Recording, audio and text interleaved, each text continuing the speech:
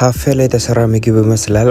በእኔ እጅ መጀመሪያ ሽንኩርት እንጠብሳለን። ከዛ ከጎረቤት ከአንድ ዶሮ ያው ለምኛ ያመጣሁት እንቁላል አለ፣ ሰባበር ነው፣ ሚጥሚጣ፣ ሮዝሜሪ፣ ኮረሪማ አንድ ላይ እናደርጋለን፣ እናዋህደዋለን። ቲማቲም እዚህ ጋር አጣባረግ ነው። ከዛ ፍቅ ነው በት እዛ ጋር ከዛ እዚህ ጋር አረንጓዴ ቃሪያ አለ፣ ግሪን አለ። ሁለቱንም እንከትፋለን። ሌላ ጊዜ ቀይ ጨምሬ ምን አረጋለሁኝ? የኢትዮጵያ ባንዲራ ይሰራለሁኝ። ሰምታችኋል? እሺ እዚህ ጋር ፍሪሶሊ አለ። በአማርኛ ምን እንደሆነ አላውቅም፣ ግን እሱም በጣም ለምግብ ጥሩ የሆነ ሽታ ይሰጣል። እዚህ ጋር ዝንጅብል አለ። ዝንጅብሉንም ፍግ ከዛ ነጭ ሽንኩርት እንከታተፈዋለን።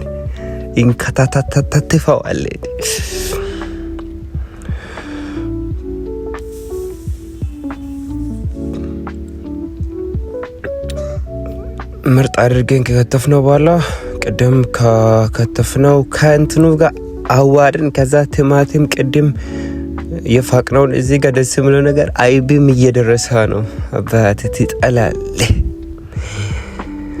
ትጠላለህ ምግብ እስኪመጣ ደጅ የሚያየውን ለወንድሜ ላክለት። ከዛ ምን እንቁላል ይህን በመሰላ መልክ ደረሰ። ቲካዌ መጣ አልመጣ እያለ ድሮ እናቶቻችን ከገበያ እስከመጡ ደጅ እያዩ እንደሚጠብቁ ልጆች ያው ቅድም ያጠለነውን እዚህ ጋር አይብ ትንሽ ደረቅ እንድል በስፑ ምናምን ከዛ አመጣ ነው። እዚህ ጋር በጎርጓዳ ሳህን ዱብ ከዛ እናወዳለን። ጨው ምናምን ተጨምሮበታል። ቀይ በርበሬ ምንድነው? ሚጥሚጣ ነው ያልኩት። እዚህ ጋር ሌላንም ስፓይስ ጨምራለን። ጨው ከዛ እናዋዳዋለን።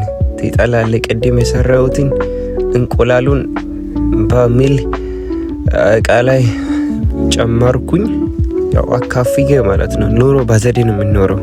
እንደዛ ከሆነ እና ያው አይብም እየደረሰ ነው። ለማንኛውም ክፍተት ያለበትን ፈላልጌ አይብን ምንድነው ቅቤውን ጨመርኩት።